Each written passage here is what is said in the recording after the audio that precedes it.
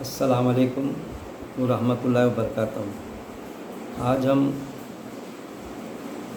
سورہ فاتحہ کا درس لیں گے ہم اس سورہ کا۔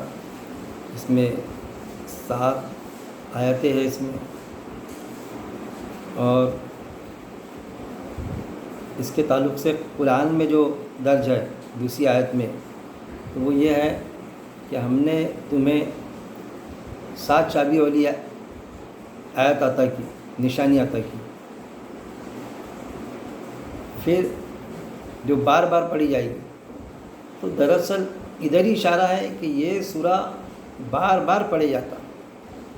نماز اس سورے کے بغیر ہو ہی نہیں سکتی۔ ہر نماز میں مست ہے یہ۔ ہر نماز میں نہیں کہنا چاہیے 5 وقت کی نماز ہے تو ہر رکعت میں چاہیے، ہر کسی کو پڑھنا لازم ہے۔ تو یہ اس کی اہمیت ہے۔ اب ہم یہ دیکھیں گے کہ دراصل سورہ فاتحہ میں ہے کیا بات اللہ نے اس میں بیان کیا گیا ہے۔ اعوذ باللہ من الشیطان الرجیم، بسم اللہ الرحمن الرحیم۔ شروع اللہ کے نام سے۔ اب یہاں پر جو پہلی آیت جو بتائی جاتی،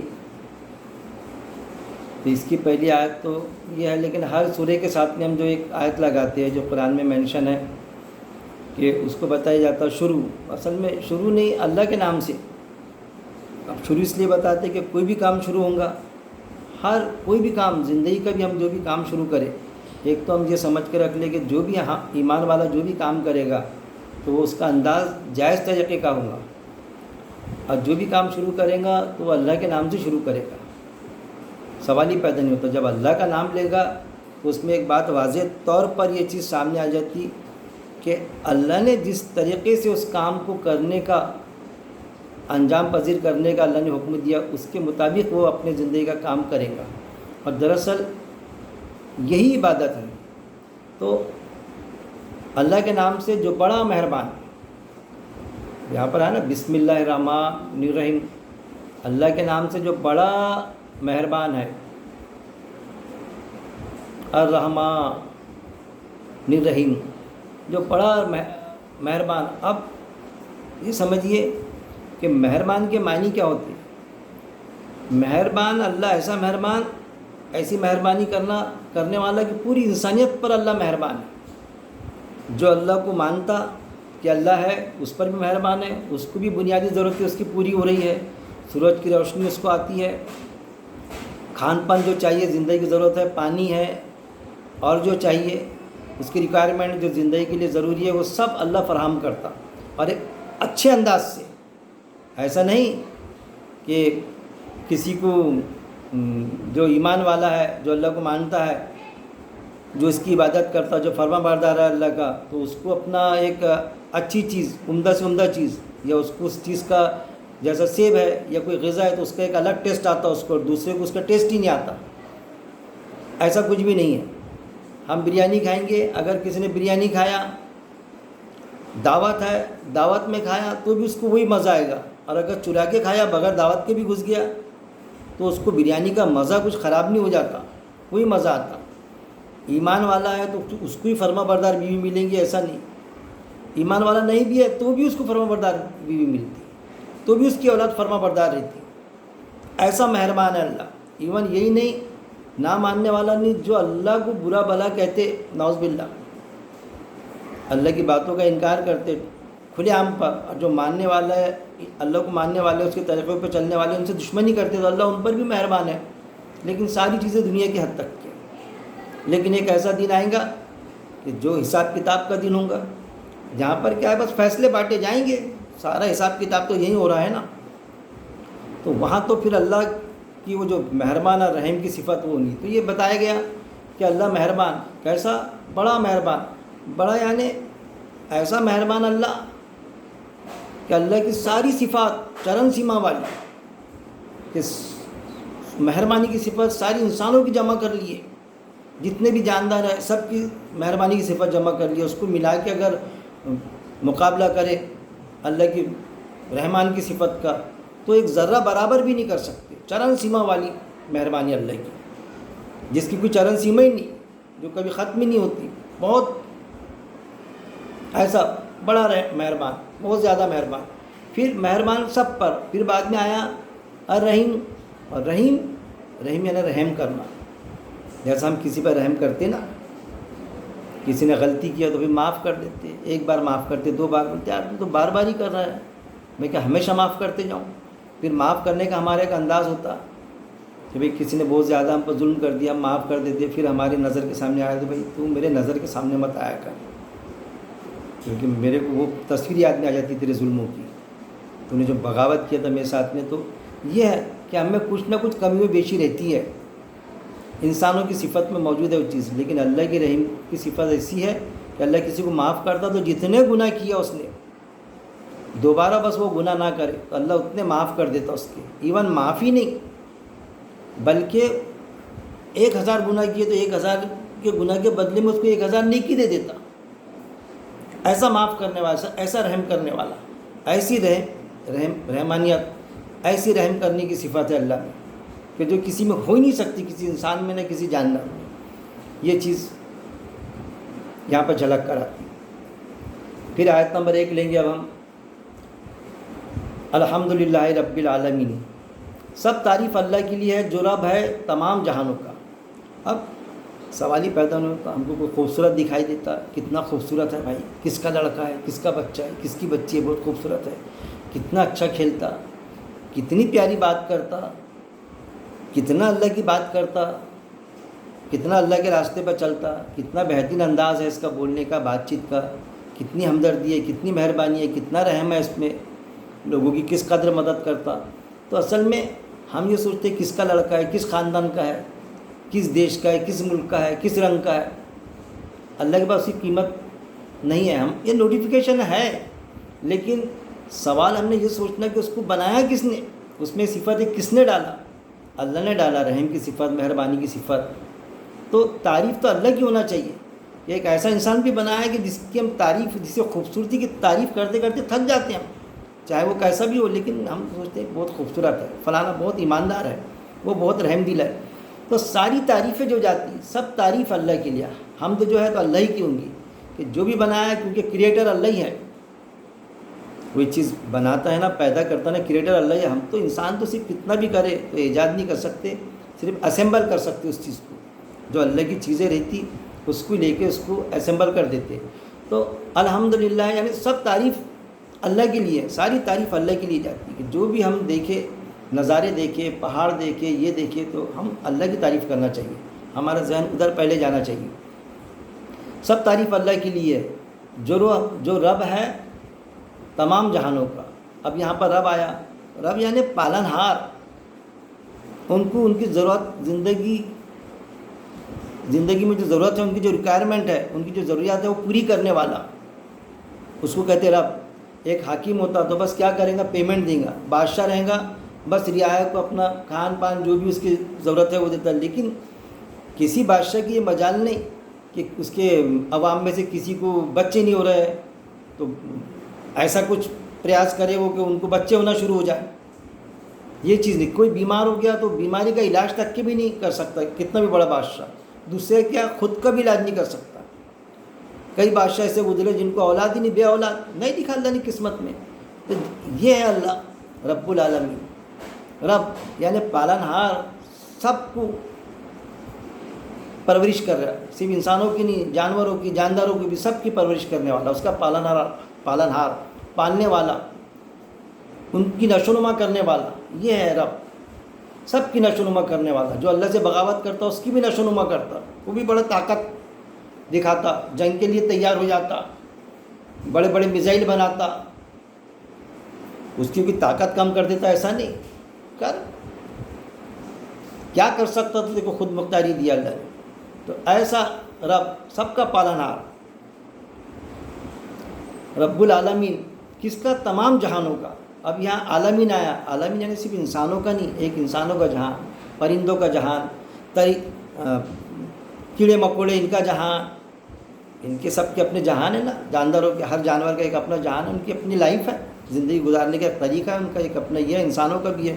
تو رب تمام جہانوں کا مالک، جہانوں سے مطلب یہ نہیں کہ دنیا کے علاوہ بھی اور کوئی اور کہیں پر کسی خطے میں بولنا چاہیے، کسی کہیں پر مریخ بولنا چاہیے، منگل گرہ جیسا سائنس تلاش کر رہا ہے، اور کہاں آبادی ہے، کس جگہ ہے، تو ڈھونڈ رہے بس۔ تو وہ چیز نہیں ہے کہ وہاں پر اور بھی جہاں انسانوں کا، ایسا نہیں، دنیا میں ہے۔ قرآن سے بھی ثابت ہے، یہ بھی ابھی تک کہ ڈھونڈ نہیں پائے، بس ڈھونڈتے رہ جائیں گے۔ تو تمام جہانوں کا یعنی دنیا میں جتنے بھی جاندار ہیں ان کے اپنے جہان ہے، اس کا مالک ایون وہی نہیں بلکہ دنیا کے علاوہ بھی جو جہان ہے، فرشتے کہاں رہتے ہیں؟ اللہ کے پاس میں، جنات، ان کا بھی ایک جہان ہے، تو اس کا بھی مالک کیا ہے؟ اللہ ہی ہے۔ تمام عالمین، پوری کائنات کا مالک، پوری کائنات کو سنبھالنے والا، چلانے والا، اس کا پالن پوشن کرنے والا۔ اور ایک دن ایسا آئے گا کہ سب دھوست کر کے رکھ دے گا اللہ رب العزت، سب ختم ہو جائے گا۔ جب کچھ نہیں تھا تو کون تھا؟ اللہ تھا۔ جب کچھ نہیں ہوگا تو اللہ رہے گا، سوال ہی پیدا نہیں ہوتا۔ اور سائنس بھی اس چیز کو مانتا۔ ہم سائنس سے اسلام کو نہیں سمجھیں گے، اسلام سے سائنس کو سمجھیں گے، قرآن سے ہم سائنس کو سمجھیں گے۔ یہ کیا ہے، بہت بڑی لوگوں میں غلط فہمی رہتی کہ سائنس سے قرآن کو سمجھنے کی کوشش کرتے، اسلام کو سمجھنے کی کوشش کرتے کہ سائنس میں ہے نا قرآن۔ ارے بھائی، تو اس سے ہم یہ سمجھیں گے، سائنس کے نظریے بدلتے رہتے، غلط بھی ثابت ہوتے، لیکن اللہ کا جو نظریہ ہے نا، جو قرآن میں آدم علیہ السلام سے لے کے کوئی نظریہ اللہ کا بدلتا نہیں۔ پھر آیت نمبر 2، الرحمن الرحیم، بہت مہربان نہایت رحم کرنے والا۔ یہ 2 لے لیے ہم نے، آلریڈی پہلے میں نے اس کو بتا دیا کہ مہربان کس کو کہتے اور رحم کرنے والا۔ آیت نمبر 3، مالک یوم الدین۔ اب مالک یوم الدین یعنی مالک ہے، ہول سیل پاور والا مالک ہونا۔ جیسا ایک نوکر کا مالک ہوتا ہے نا، گھر کا ایک مالک ہوتا، لیکن وہ سمجھتا، بادشاہ سمجھتا میں مالک ہوں، پوری رعایا کا مالک، اس دیش کا مالک۔ اتنا کمزور قرآن میں جو بتایا گیا، انسان کو اللہ نے اتنا کمزور بنایا ہے، انسان دراصل کمزور ہے۔ کوشش کرے انسانوں نے کہ ہم پوری دنیا پر قابض ہو جائے، پوری دنیا پر ہماری حکومت آ جائے، جیسا ہٹلر نے کوشش کیا کہ پوری دنیا پر میری حکومت ہو جائے، لیکن کر سکا کیا؟ نہیں۔ یہ تو دنیا کا معاملہ، کائنات کی تو بہت دور کی بات ہے، کائنات کا تو پتہ ہی نہیں چل رہا ہے، کائنات پر تو حکومت کا سوال ہی نہیں۔ تو اللہ ہے، اللہ وہ ذات ہے، اور چرندہ پرندوں کا تو سوال ہی نہیں ہے۔ چرند پرندہ جو جانور ہے اس پر کسی کی حکومت نہیں سوائے اللہ کے۔ پرندہ ابھی اس دیش میں رہتا، موسم دوسرے دیش میں اڑ کے چلے جاتا، کوئی روک سکتا پرندے کو؟ چرند پرند کو چلے جاتے۔ کئی پرندے ایسے ہیں، کئی جانور ایسے ہیں۔ ان ساروں کا مالک کون ہے؟ ان کے دن چریہ، ان کو فراہم کرنے والا ہر چیز، تو سب کا مالک، پوری کائنات کو چلانے والا، پوری کائنات کا مالک، ہول سیل اتھارٹی جو ہے تو اللہ ہے مالک۔ صحیح معنوں میں جو مالکیت ہے، بادشاہت جو ہے تو اللہ کے لیے آئیں گی، تعریف اللہ کے لیے، بادشاہت، مالکیت، مالک ہونا اللہ کے لیے۔ یہ تو جو مالک ہے، جن کو اتھارٹی ملی تو اللہ کے قاعدے کے مطابق اگر اپنے رعایا کا خیال رکھتے، یا جو ان کے انڈر میں ہے، جیسا گھر کا حاکم قوام، مرد قوام ہے، تو وہ اللہ کے قاعدے کے مطابق چلتا ہے تو اس کو نیکی ملیں گی، جزا ملیں گی۔ جزا یعنی جزا، نیکیوں میں جزا، اور سزا یعنی دوزخ کی شکل میں۔ تو مالک ہے یومی، دن کا، یوم یعنی دن، مالک ہے دن کا، الدینی۔ تو یہاں پر ترجمے میں لیے، یہاں بہن صاحبہ کا یہ ترجمہ ہے، یہ مالک ہے یومی، دن کا، الدین بدلے کا۔ اب دین کے معنی تو جنرلی کیا ہوتے ہیں؟ زندگی گزارنے کا طریقہ، دین یعنی زندگی گزارنے کا طریقہ۔ اب اس کو کیا کر دی یہاں پر؟ بدلے کا، یعنی دین کے معنی بدلا ہو گیا مطلب۔ تو یہ ایک میں نے جو غور کیا، یہ بہت بڑی اکثریت جو ہے بولنا چاہیے اس میں انوالو ہے علماؤں کی، کہ ایک چیز اخذ کر کے رکھی انہوں نے کہ عربی میں ایک لفظ کے کئی معنی ہوتے ہیں۔ اس پر بھی میں نے کئی میرے 15-20 منٹ کے لیکچر دیا ہوں میں نے اس پر، کہ عربی میں ایک لفظ سے کئی معنی۔ جب یہ بات آتی ہے ہم بولو کہ بھئی یہاں کیسا چینج ہو گیا اس کی میننگ، نہیں، وہ عربی میں کہ نہیں ہے، ایک لفظ کے کئی معنی ہوتے ہیں، جبکہ ایک فارمولہ ہے، ہم اگر عقل سے سوچیں تو کسی بھی زبان میں ایک لفظ کے کئی معنی نہیں ہو سکتے، دو معنی بھی نہیں ہو سکتے، لیکن بتایا جاتا عربی میں ایک لفظ کے 52 معنی ہوتے، کئی معنی ہوتے، تو وہ تو ایسا ہو گیا اگر اس کے 2 معنی ہوئے، 4 معنی بھی ہوئے، تو وہ تو لینگویج جو زبان ہے وہ اپنی نوعیت ہی کھو دیں گی، اس کی تو اس کا وجود ہی اس پر پہنچ جائیں گا، کوئی کیا کرے گا، کوئی کچھ معنی لیں گا، کوئی کچھ معنی لیں گا، اس کے الگ الگ معنی لیں گا۔ ہاں یہ ہو سکتا کہ وہ میں نے ڈیٹیل میں سمجھایا، یہاں سمجھاؤں گا تو سورہ رہ جائے گا کہ ایک لفظ کے کئی معنی بالکل بھی نہیں ہوتے، ہاں ایک لفظ کے کئی معنی نہیں ہوں گے، لیکن ایک معنی کے کئی لفظ ہو سکتے، 2 3 4، جیسا بیوقوف، احمق آئیں گا اس کے لیے، بیوقوف کے لیے احمق، عقل مند کے لیے عقل مند بھی آتا، دانش مند بھی آتا، ایسا 3 4 بھی نکل سکتے، نکلتے ایسے 3 4، لیکن ایک لفظ کے 2 معنی بھی نہیں ہو سکتے۔ تو یہاں پر لیے بہن صاحبہ نے کہ بدلے الدین یعنی بدلے گا، اصل میں بدلے گا دن نہیں، مالک ہے دن کا، اس دن کا۔ الدین کے معنی یہ ہوں گے زندگی گزارنے کا طریقہ، کہ جس دن سب جمع ہوں گے تو زندگی گزارنے کا طریقہ، تم نے کیسی زندگی گزاری، آپ نے کیسی زندگی، تمہیں دنیا میں بھیجا گیا تھا کیسی زندگی گزارنے کے لیے بھیجا گیا تھا، اور آپ نے کیسی گزار کے آئے اور حاضر ہوئے اللہ کے پاس میں، تو اس کی ہول سیل اتھارٹی جو رہیں گی، اس کا مالک اللہ رہے گا، اللہ فیصلہ کرے گا اس پر، کوئی انسان نہیں کرے گا۔ یہاں پر جیسے انسان فیصلہ کر دیتا نا، کون صحیح ہے کون غلط ہے، بادشاہ کرتا، حاکم کرتا، میجسٹریٹ فیصلہ کرتا، جو بھی انصاف کرنے والا وہ کرتا یہاں پر، لیکن جو اللہ کے قاعدے کے مطابق کرتا سوال ہی پیدا نہیں ہوتا۔ لیکن وہاں کسی کے ہاتھ میں کچھ پاور نہیں رہیں گے، اس کا مالک تو اللہ ہی رہے گا، کہ بدلے گا جو دین یعنی زندگی گزارنے کا طریقہ، یہاں بدلہ نہیں آئے گا۔ اگر بدلہ آئے گا تو پھر دین کے کسی سے بدلہ نہیں گیا تو پھر ہم الدین بولیں گے اس کو، کہ میرے کو تیرے سے دین لینا ہے، یعنی بدلہ لینا ہے، تو میننگ چینج نہیں ہوتی۔ مالک ہے یوم دن کا، الدین یعنی بدلے کا دن نہیں، الدین یعنی زندگی گزارنے کے طریقے کا مالک ہے، کہ تم نے کیسی زندگی گزارے اس کا حساب کتاب لینے کا مالک، ہول سیل اتھارٹی جو ہے اللہ کے پاس میں۔ پھر آیت نمبر 4، ایاک نعبد و ایاک نستعین، ایاک صرف تیری ہی نعبد، ہم عبادت کرتے ہیں۔ اب عبادت کے معنی کیا ہوتے ہیں؟ اللہ معبود، ہم اس کی عبادت کرتے ہیں۔ عبادت یعنی ایز پر اللہ انسٹرکشن چلنا، اللہ نے جو بتایا اس کے مطابق زندگی بسر کرنا۔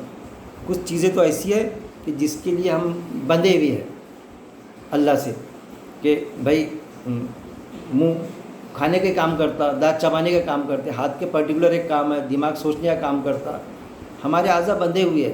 کھانا کھائے تو ہم کو جو ضرورت ہے، بھوک لگی تو کھانا ہی کھانا پڑے گا، پیاس لگی تو پانی پینا پڑے گا، کچھ چیزیں بنے ہیں زیادہ تر چیزوں میں، اور کچھ چیزیں ایسی ہے زیادہ تر بولنا چاہیے کہ ہم کو خود مختاری دی اللہ تعالیٰ نے، کہ بھائی میل فیمیل ملے تو بچے پیدا ہوں گے، لیکن نکاح کرے تو اللہ کا طریقہ، اور اگر ویسا میل فیمیل ملتے ہیں تو وہ شیطان کا طریقہ، تو وہاں اللہ تعالیٰ نے ہم کو چھوٹ دیا، اور وہی امتحان اصل میں اللہ کا ہم سے، کہ جو ہم کو اللہ کے امتحان میں اترنا ہے۔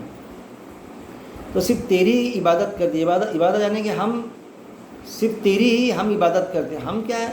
ہم دعا کر رہے ہیں اللہ سے اصل میں، کہ اللہ ہم تجھے مانتے، تیری عبادت کرتے، ہم تیرے بتائے گئے طریقے پہ چلتے ہیں۔ عبادت کے معنی صرف یہ نہیں کہ بس نماز پڑھنا، کہ 5 وقت کی نماز پڑھ لی، حج کر لیے تو بس لوگ سمجھتے ہیں نماز پڑھ لیے نا یہ عبادت ہے۔ ارے نماز ایک جز ہے، اس کا عبادت کا ایک پارٹ ہے، فزیکل پارٹ، کہ اللہ کے سامنے جھکنا، جیسا ہم کسی آفیسر کے سامنے جھکتے نا، میٹنگ ہوتی تو میٹنگ میں سب کو بلاتا، سب حاضر ہوتے، اور کوئی انسٹرکشن دیتا تو یس سر کرو گے، پھر یس سر ہم ایسے ہی کریں گے جیسے آپ بتا رہے ہیں، ہم ویسے ہی کام کریں گے، پرٹیکولر کام، وہاں جائیں گے، اتنی کیسز کریں گے، ساری چیزیں ہم اس سے ایک وعدہ کرتے۔ اب پھر اس کے بعد میں ہم اگر وہ نہ کرے کام تو آفیسر کے ہم کو سروس پہ رکھیں گا، ہماری پکڑ کریں گا کہ آپ نے میٹنگ کس لیے اٹینڈ کیے تھے۔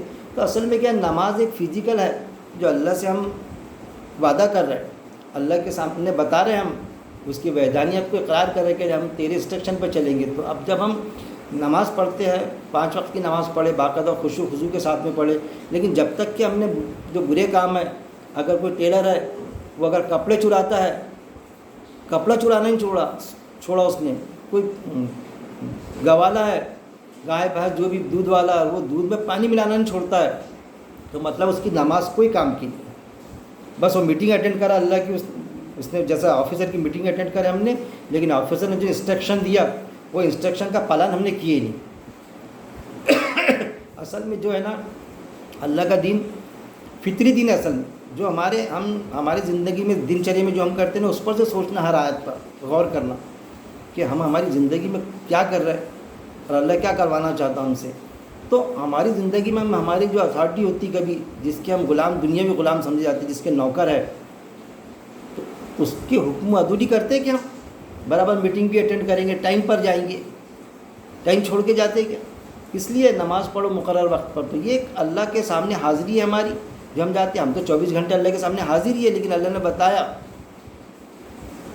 جیسا گورنمنٹ سرونٹ ہوتا نا، تو قاعدہ یہ ہے کہ 24 گھنٹے آپ گورنمنٹ سرونٹ ہے، 24 گھنٹے آپ نوکر ہے اس کے، کیونکہ پیمنٹ دیتا، تو جو پیمنٹ دیتا اس کا مالک اللہ ہے، تو اس کی تو پوری زندگی ہماری سوال ہی پیدا نہیں ہوتا، ہم اللہ کے نوکر ہی ہے، غلام ہی ہے۔ آتا نا قرآن میں ہے نا کہ اللہ کے سامنے ایسے کھڑے رہو جیسا مالک کے سامنے غلام کھڑے رہتا، بلکہ اس سے بھی زیادہ عاجزی کے ساتھ میں۔ تو ہم آفیسر کے سامنے تو یسر برابر کھڑے رہتے، لیکن اللہ کے سامنے دکھتا ہم کو عاجزی کے ساتھ میں ہم نماز میں، لیکن نماز کے بعد میں کیا عاجزی رہتی ہے ہماری؟ فروٹ بیچنے والا کم تولتا ہے، کسی نے بولا بھائی کم دیے نا آپ نے، تو اس کے بالکل تیار ہو جاتا اس سے لڑنے کے لیے، دودھ میں پانی ملاتا رہے یار آپ، لیکن ارے ایسا پیسے پھینک دیں گا، آنا ہے تو آئیں تو مت آؤ، غلطی وہ کر رہا ہے۔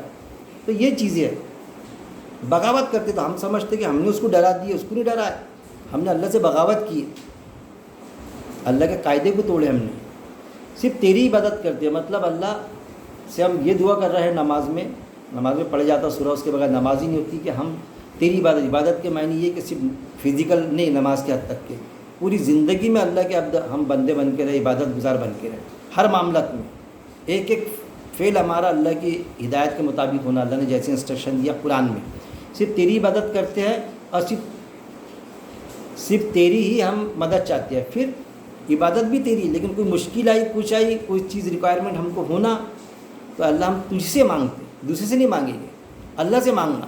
اس کے بعد میں اللہ جس کو ذریعہ بناتا تو ہم وہ ذریعے کے طور پر دوسرا استعمال ہوتا تو ہم اس کو ذریعے کے طور پر ہی سمجھیں، اس کی کوئی اوقات نہیں کوئی آفیسر کی کہ ہم کو غلامی پر رکھے، جو ڈیوٹی میں ہم وہ کریں گے، لیکن رزق کا دینے والی ذات اللہ کی ہے، وہ اگر ہمارے کو نوکری سے چھڑاتا تو اللہ کوئی دوسرا انتظام کر دے گا۔ تو ہم تیری عبادت کرتے اور تجھی سے مدد چاہتے، مدد بھی اللہ سے چاہنا چاہیے۔ اللہ کیا ہے، ایک سورس بند کرتا دوسرے سورس شروع کر دیتا اللہ تعالیٰ، آمدنی کے بولیے کوئی بھی معاملہ ایسا، تو مدد ہم اللہ سے دعا کر رہے ہیں کہ ہم تیری عبادت کرتے، تجھی سے مدد چاہتے، ہم تیرے سے مدد چاہتے اللہ تعالیٰ، تیرے سوا ہم کو کسی کی مدد نہیں چاہیے۔ ہاں ذریعے کے طور پہ جو دیں گا تو لوگ جو ہے مدد کے ذریعے، تو وہ ذریعے کے طور پر ہم برابر ان سے اپروچ ہوں گے، لیکن جیسا میں ہمیشہ کہتا ہوں کہ پلین میں آگ لگ گئی تو وہ جو چھتری دی جائے گی، پیراشوٹ، تو وہ پکڑ کے اترنا پڑے گا، وہ ذریعہ ہے، لیکن ایمان والا اللہ اکبر ہی بولے گا کہ اگر ہمارے قسمت میں بچنا تو ہم بچ ہی جائیں گے، ورنہ ہم یہ نہیں سمجھنا کہ اب تو میں پیراشوٹ سے اترا تو اب تو جان بچ ہی جائیں گی میری، کوئی گارنٹی نہیں ہے۔ تو اگر تمہاری موت ہے تو تم ایسی جگہ اتریں گے وہاں پر کہ پانی کی جگہ پر، کہ اوپر سے نکلا، آسمان سے ٹپکا، کھجور میں اٹکا، پانی میں ڈوب کے مر جاؤ۔ تو یہ چیزوں کو بھی سمجھنا چاہیے، عبادت تیری کرتے اور مدد بھی تجھی سے چاہتے، یہ دعا۔ پھر آیت نمبر 5، ہدایت دے ہمیں راستے سیدھے کی۔ پھر اللہ سے ہم مزید اور دعا کر رہے ہیں کہ اللہ ہدایت دے، یعنی انسٹرکشن دے ہم کو، ہدایت دے ہمیں، انسٹرکشن دے ہم کو، ہدایت دے ہم کو سجا،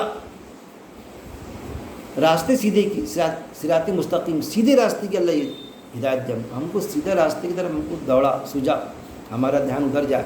اب قرآن میں جو ہے تو ساری گائیڈ لائن سیدھے راستے کی ہے، اور یہ بھی بتایا گیا کہ جب مکالمے بازی ہوئی تو شیطان نے جو اللہ سے بغاوت کیا تو اس نے یہ کہا کہ اللہ میں سیدھے راستے پر بیٹھ کے بہکاؤں گا، تو ہر شیطان کو غلط راستے پہ نہیں بیٹھتا، دارو کی دکان پہ، شراب کی دکان پہ یا جوئے کے اڈے پر. ارے وہاں تو آلریڈی تم کر ہی رہے، جوا کھیل ہی رہے، شراب پی رہے آپ یا کوئی غلط کام کر ہی رہے، تو وہاں شیطان تھوڑی بیٹھتا. وہ تو بیٹھتا سیدھے راستے پر. آپ قرآن پڑھ رہے سمجھنے میں تو شیطان برابر بیٹھ کے دیتا کہ آیت کی تحریف کیسی کرنا. بڑے بڑے علماء آیت کی تحریف کر دیتے، آیتوں سے بیماریوں کا علاج کر دیتے، پڑھ کے دم کر کے دیتے قرآن کی آیت. ارے قرآن کی آیت کوئی بیماریوں کے علاج کے لیے قرآن آیا ہے کہ وہ تو زندگی گزارنے کا طریقہ کیسا ہونا چاہیے، زندگی میں تم نے کیا کرنا کیا نہیں کرنا، اس کے لیے آیا قرآن. تو اب یہ بگاڑ کی صورتیں موجود ہیں، سیدھے راستے پر موجود ہے. ہدایت دے ہمیں راستے سیدھے کی. تو اللہ سے ہم دعا کریں کہ اللہ تعالیٰ ہم کو سیدھے راستے پہ چلنے کی تو ہدایت کی انسٹرکشن دے. اور ہدایت نامہ کیا ہے؟ قرآن. ہم جب قرآن پڑھیں گے تو ہم کو بے شک ہدایت ہی ملیں گی، لیکن یہ اس دعا کے ساتھ میں. اگر ہماری یہ دعا نیتی ہماری نیت برابر نہیں ہے تو سوال ہی پیدا نہیں ہوتا. قرآن پڑھنے کے بعد میں بھی ہم بہہ کے رہیں گے، اور ہے اکثریت آپ کو ایسی ملیں گی. اب معاملہ تو یہ ہے کہ جو ذمہ دار قسم کے ہے، کہیں ملیں گے آپ کو کہ قرآن پڑھنے سے منع کرتے کہ ارے پڑھنا مت، اس سے بہک جاتے، ارے پڑھنا مت. ارے پھر بھائی لفظی ترجمہ علماء حضرات نے کس لیے کیا؟ اب کیا ہے اس پر سارے میرے درس موجود ہے، ساری چیزیں ایک جگہ ایک وقت میں بتانا مناسب نہیں ہے. تو یہاں پر ہدایت دے ہمیں. اللہ سے دعا کرے کہ اللہ تعالیٰ ہم کو انسٹرکشن دے، ہدایت دے. ہدایت کے معنی سمجھو، ہدایت کے معنی انسٹرکشن، سیدھے راستے کی ہدایت دے اللہ تعالیٰ. ہم کو سیدھا راستہ سجا، صراط مستقیم، ایسا راستہ جو اللہ پسند کرتا، جس کے لیے اللہ نے دنیا میں بھیجا ہم کو کہ ہم کو ہماری وراثت مل جائے. ہماری وراثت کیا؟ جنت ہماری وراثت ہے اصل میں. ہم اگر اللہ کے بتائے گئے گائیڈ لائن پر چلیں گے، اس کی ہدایت کے مطابق زندگی بسر کریں گے، زندگی گزارنے کا طریقہ ہم گزاریں گے تو ہم کو جنت ہی ملنا ہے. نہیں گزاریں گے تو پھر سوال ہی پیدا، جنت نہیں ملنا ہے. پھر اللہ نے بتا دیا، پھر دوزخ ملنا ہے جس میں ہمیشہ رہیں گے، نکلنے کا کوئی کلاس نہیں اس میں سے.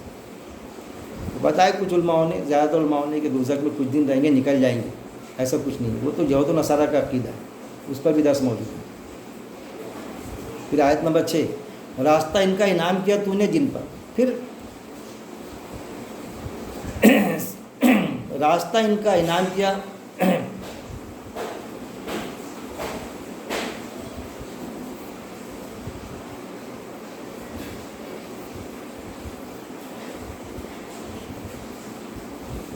راستہ ان کا انعام کیا تو نے جن پر. پھر دعا میں ہم آیت نمبر 6 میں کیا فرما رہے اللہ تعالیٰ، کیا دعا کریں ہم؟ یہ اللہ سے یہ دعا کر رہے ہیں کہ ان کا راستہ جس پر اللہ نے انعام کیا. مطلب ہم یہ نہ سمجھے کہ ہم کیسا چل سکتے اس پر. ارے پہلے کے لوگ چلے اس پر، انبیاء اکرام چلے، ان کے ساتھی چلے، طرح طرح کی تکلیف آئی، اللہ کے انسٹرکشن، اللہ کی ہدایت کے مطابق چلے. جب قرآن نازل ہوا جب سے چلے. ایسا مت سمجھیے کہ صحابہ اکرام ہی چلے رضی اللہ تعالیٰ اجمعین. آدم علیہ السلام بھی چلے، بعد میں جو انبیاء اکرام ہے وہ بھی. اللہ کے لوح محفوظ میں اصل میں ایک ہی کتاب ہے، اس میں سے سارا دین آیا اللہ کا. انسان کی کوئی جسمانی ساخت کچھ بدلی نہیں، کہ پہلے کچھ جسمانی ساخت الگ تھی تو کچھ الگ دین تھا اللہ کا زندگی گزارنے کا طریقہ، بعد میں چینج ہو گیا. یہ سب فضول باتیں ہیں کہ پہلے شراب حلال تھی بعد میں حرام ہو گئی. یعنی پہلے شراب پیتے تھے، جس کو ایک طرف بتاتے کہ شراب برائی کی جڑ ہے، ساری برائی شراب پینے کے بعد میں شروع کر دیتا ہے انسان، اور پھر بتاتے کہ نہیں پہلے حلال تھی. ارے یہ ہو سکتا ہے انسان کی بناوٹ بدل گئی کہ پہلے کچھ اور تھی اور بعد میں کچھ اور تھی. تو یہ سارے کیا ہے، ایسی چیزیں لا کے رکھنا کہ جو قرآن کی آیت سے ٹکرا جائے. کوئی شراب وغیرہ حرام پہلے سے حرام ہی تھی، سوال ہی پیدا نہیں ہوتا. تو راستہ ان کا انعام کیا تو نے جس پر تو نے انعام کیا. تو جیسا پہلے چلے لوگ سیدھے راستے پر، ہم بھی ویسا چلے، ہم کو بھی اللہ ویسا چلا دے. اب جس پر انعام کیا، انعام کے معنی کیا کہ دنیا میں بھلے ان کو تکلیف رہی ہوں گی، لیکن جب موت آئی تو سلام کر کے فرشتے نے روح نکالا ان کی.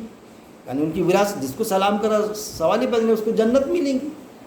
وہ سب سے بڑا انعام کہ موت کے وقت فرشتہ ہم کو سلام کر کے روح نکالے، سمجھ لینا کام جم گیا. تو جن کی اللہ تعالیٰ ایسے لوگ، ایسے ایمان والے کہ جن کی روح سلام کر کے نکالا فرشتے نے، اللہ ان کے راستے پہ ہم کو چلا دے. صحابہ اکرام اجمعین، اللہ نے ان کو قبول کیا. ایسے جس پہ انعام کیا تو نے. کس نے؟ اللہ نے. پھر آیت نمبر 7.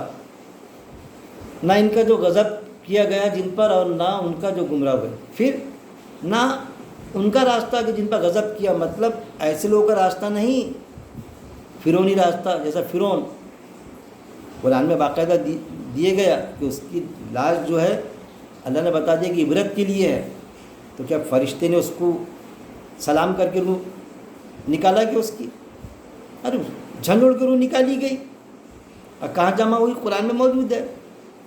سجین میں روح جمع ہوئی. ابھی کوئی جنت یا دوزخ میں کوئی گیا نہیں. تو نہ ان کا جن کا غضب ہوا، تو غضب جھنجھوڑ کے روح نکالنا ایک طرح کا غضب ہے. پھر ایک تو وہ غضب، دوسرا وہ کہ پہلے لوگوں کو دنیا میں بھی عذاب دیا اللہ تعالیٰ نے. بستی کے بستیاں اجاڑ کر دیا اللہ تعالیٰ نے، پتھر کی بارش.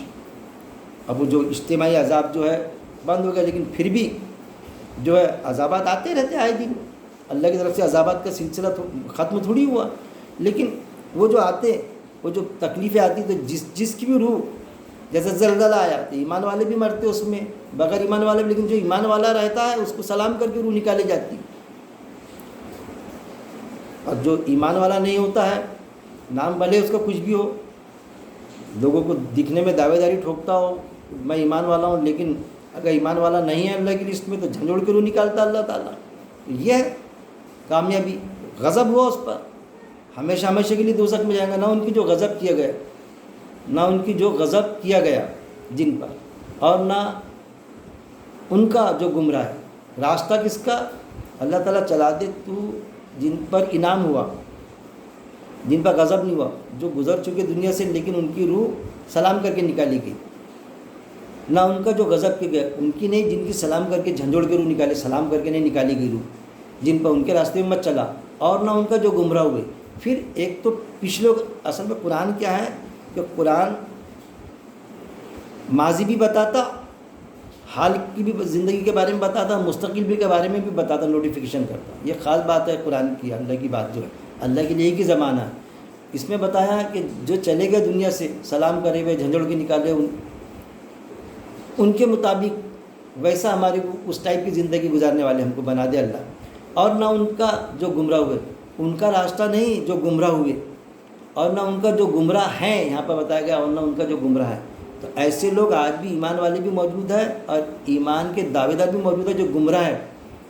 یہ ہم دعا کر رہے ہیں اللہ سے کہ اللہ تعالیٰ گمراہ لوگوں کے راستے پہ مت چلانا ہم کو. یعنی ماضی بھی آ گیا، مستقبل بھی آ گیا اور پریزنٹ بھی آیا اس میں. اور نہ ان کا جو گمراہ ہے، جو گمراہ لوگ ہیں، بھلے ہی وہ درس قرآن دیتے، بھلے ہی وہ بڑے بڑے پوسٹوں پر ہے، علماء کی لسٹ میں شامل ہے، ان کے راستے پہ مت چلانا اللہ تعالیٰ تمہیں. ہم اس طرح کے ہم اللہ سے دعا کریں گے. ایمان کے دعوے دار ایسے کہ جو صرف ایمان کے دعوے دار ہے دکھلاوے کے، ان کے دل میں ایمان ہی نہیں ہے. ہم کو لگتا ہے ایمان کے دعوے دار، تو ایسے ایمان والے تو ایسے کے راستے میں مت چلا، منافقوں کے راستے میں مت چلا، ایسے کافروں کے راستے میں مت چلا. یہ اللہ نے اس سورے میں یہ چیزیں، یہ باتیں بتائی، اور یہ ہم اللہ سے دعا کر رہے ہیں سب، اور بار بار دعا کرتے ہیں. ہر نماز میں اللہ سے دعا کرتے ہیں. اللہ سے آخری دعوانا، اللہ سے یہی دعا ہے کہ اللہ رب العزت ہم کو پہلی تو بات تو ہے قرآن کو پڑھنے کے بعد میں اس کو سمجھنے، اور سمجھنے کے بعد میں اس پر عمل کرنے، موت تک جمع رہنے کی میرا مالک ہم کو توفیق دے.